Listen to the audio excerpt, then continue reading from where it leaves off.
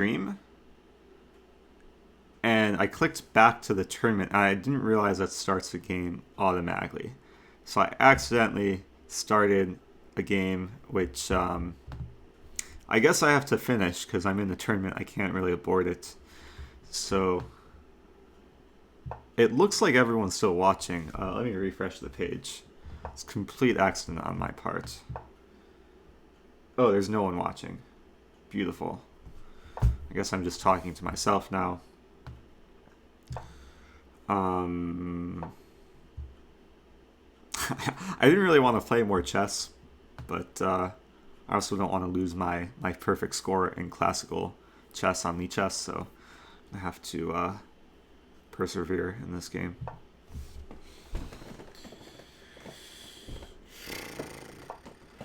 H6 is a very strange move, because now he can't castle. Let's play F3. Solid. And we might get some position where I'll probably end up castling queenside, and he's probably going to start storming on the queenside with like b5, a5, typical Pirc ideas. I'm actually curious here if I can leave my king in the center, play a4, and just slow him down. Let's try this. When I play a4, I'm basically saying I won't castle queenside. So I'm kind of mixing a couple ideas. This whole setup is slightly contradictory, where I've developed my whole queenside first, the knight, the queen, the bishop, almost like fully committing to castling queenside, and then I played a4. So, but he's in a weird situation too, because he played h6 and he can't castle kingside. So this is going to be a weird game. I'm just going to complete development. I was about to play bishop d3, but he has knight a6, knight b4. If I play bishop c4, he has d5.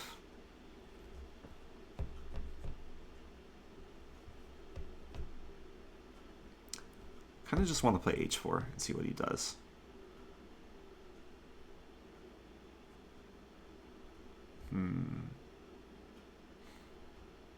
Okay, let's play h4. I could be super ambitious and play like g4. Go for some attack. e5, I don't think quite works because he has knight h5.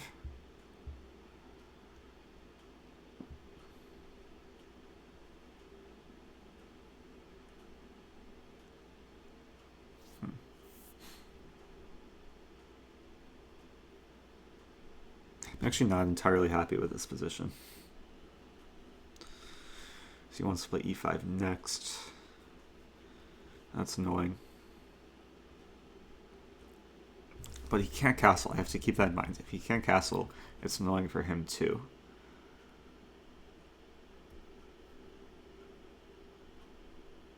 Wait, let's play bishop c4. The theory is that if I just put my pieces on good squares, it can't be that bad. He plays e5, so if I take, I could take with knight or pawn. I could drop back to e3. Yeah, let's drop back.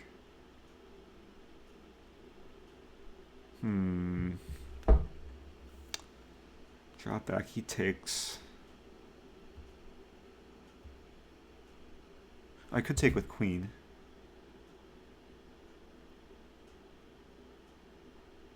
If I take on e5 first. Let's take on e5 first. Actually, if he takes with knight, I just win a pawn. Really? Bishop take e5, pawn take e5, queen take, and then I win f7. I think you just missed that. I thought it was going to be a kind of a sharp game, but this is what happens when queens get traded. Just up a pawn. g5 I can't believe can be a good move, because we trade rooks. This bishop is stuck on h8. start pre-moving.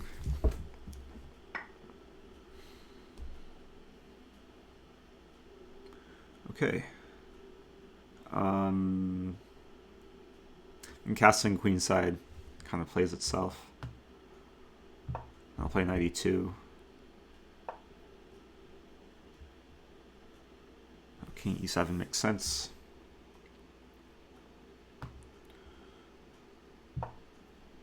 So this is probably going to go into some endgame where I'll just be trying to convert up a pawn. He might have some compensation with the two bishops.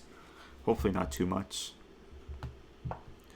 I'm liking this pawn on e5 because it's just keeping his bishop on in a very bad spot.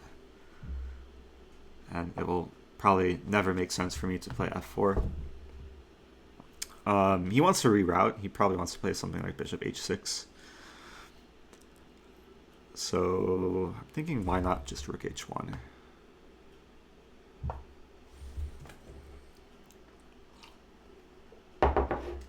So there's two open files in this position, but there's very few entry points. Like, there's no entry points on the d file or the h file, at least in his territory.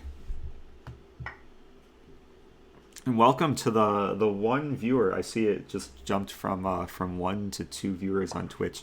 One viewer is me, so whoever just watched on or joined on Twitch, feel free to leave a comment. I was not intending to do the stream, but I accidentally started a second tournament game, so I'm gonna have to finish this before I end the stream.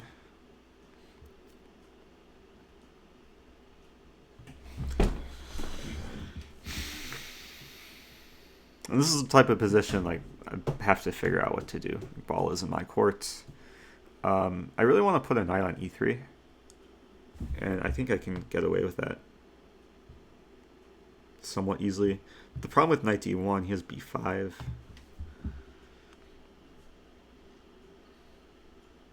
I can start with knight g3. Yeah, let's play knight g3. Because you can't play b5 right away. I have some ideas of playing knight f1, knight e3, or knight d1, knight e3. Let's just trade rooks. And we're going to get into some long endgame, which I don't know if it's winning, but white should have good chances.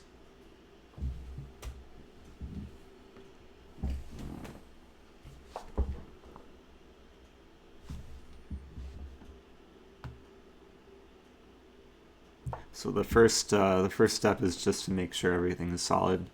He has no like stupid tactics. This could come down to time too. King c2. Now the one good thing about having the knights against the bishops is the pawns are kind of concentrated for the most part on the queen side, with a few, I guess, so-called center pawns. So bishops shouldn't be too powerful.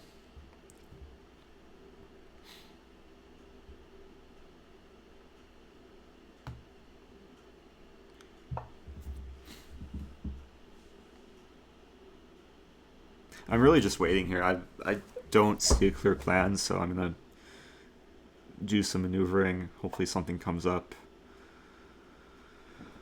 b5.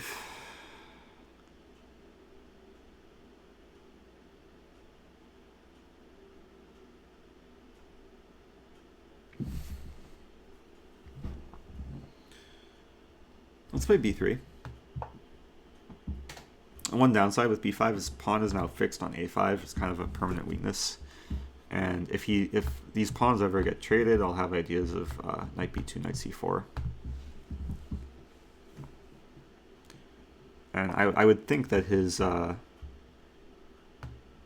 play this. That his a5 pawn is weaker than my a4 pawn.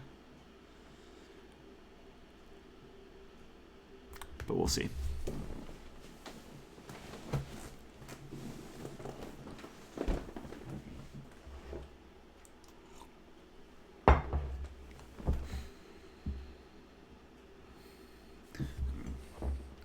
time is probably going to be very important.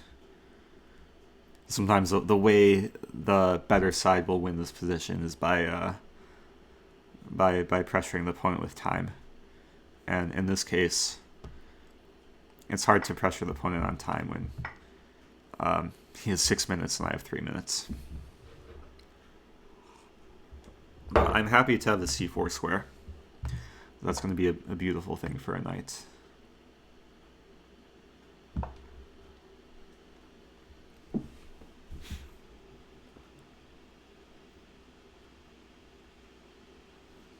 He has a lot of isolated pawns. So, it's technically all his pawns are potential weaknesses. The problem is my bishop can't really attack anything, but my bishop can try and exploit some of the weaker squares, mainly b5, d5, f5. So, it's kind of an interesting situation. Let's play bishop c4 here. I think I would very much like to trade off light squared bishops.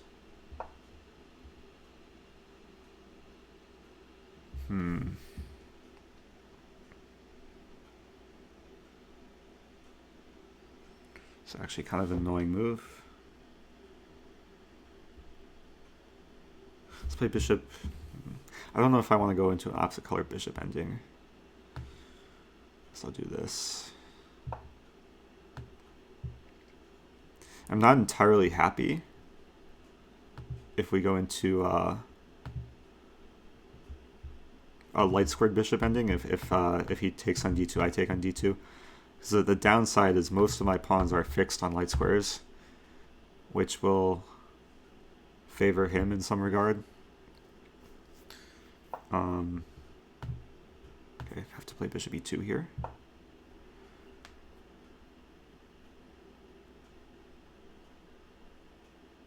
But of course, I'm always the one playing for the win. It's just about maximizing my winning chances.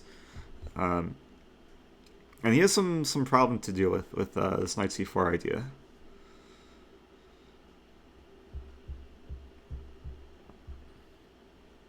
I'm realizing if he takes on d2, then e5 could be a bit weaker. Can I just win the pawn here? Take, or knight c4. Not sure if it matters which knight to c4. Leaning towards this knight. The other knight will potentially come to d3.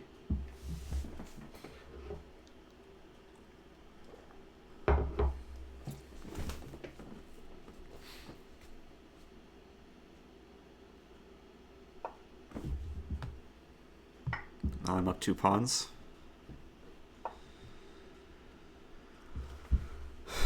Okay.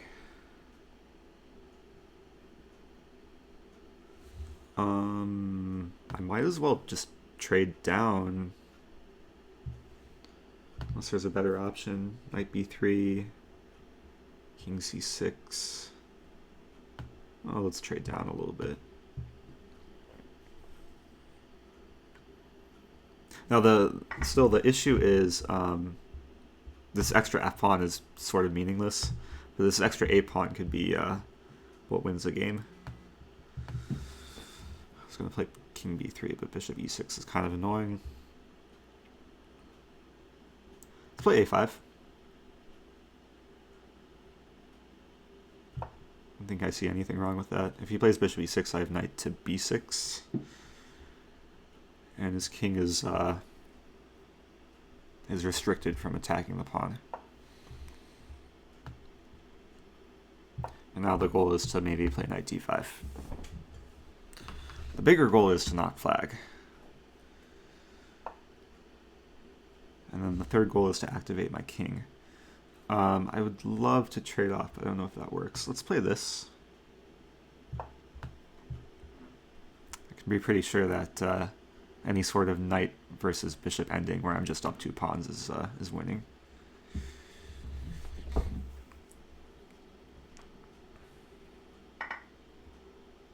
Okay, he goes for it. Slightly annoying. I think I have knight a3. It's restricting king b5, and now the goal is just to activate my king. If I allowed king b5, it could have been annoying. But once I come to c4, I can get back into the game. And I think 1 minute is plenty of time to win this.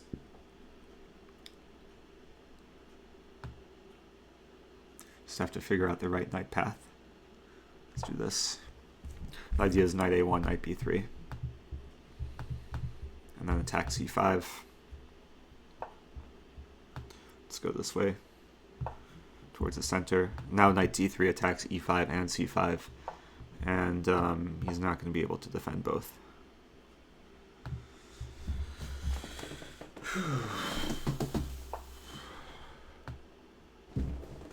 Take. If he plays king d6, I fork him.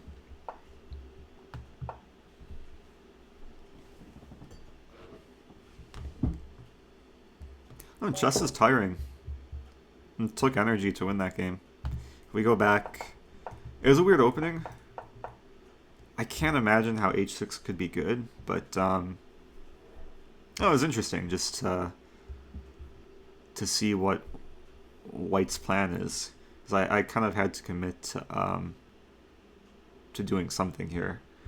And if casting queenside, maybe it's very easy for him to play and just leave the king in the center. But okay, we got this queenless middle game where he was just down a pawn. And I think I was just in control the whole game. But the end game was interesting because it seemed like he should have been able to put up better resistance.